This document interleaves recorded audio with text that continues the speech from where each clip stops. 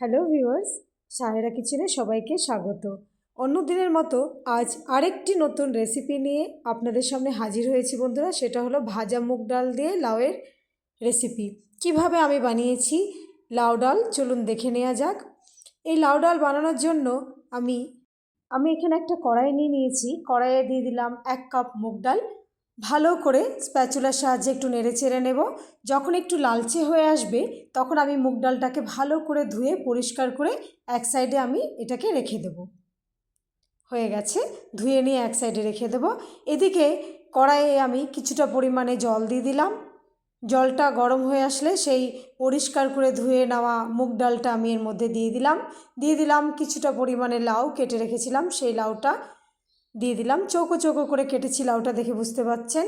আর 1 table spoon লবণ দিলাম আর হলুদ গুঁড়ো দিয়ে দিলাম 1 টেবিল স্পুন। দিয়ে ভালো করে স্প্যাচুলার সাহায্যে নেড়েচেড়ে মিশিয়ে নেব লবণ আর হলুদটাকে। এরপর এটাকে আমি ঢাকনা দিয়ে ঢেকে রেখে দেবো 10 মিনিটের জন্য।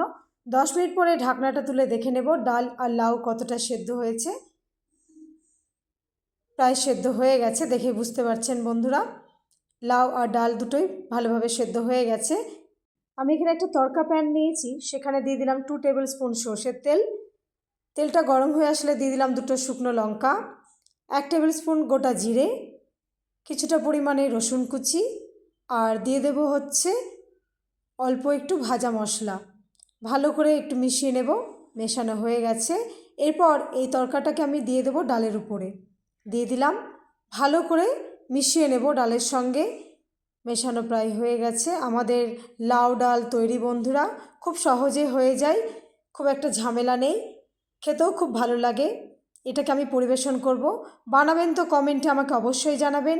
ভিডিওটি ভালো লাগলে অবশ্যই লাইক কমেন্ট ও শেয়ার করবেন। সকলে খুব ভালো থাকবেন ও সুস্থ থাকবেন। ভিডিওটি দেখার জন্য আপনাদেরকে অসংখ্য ধন্যবাদ।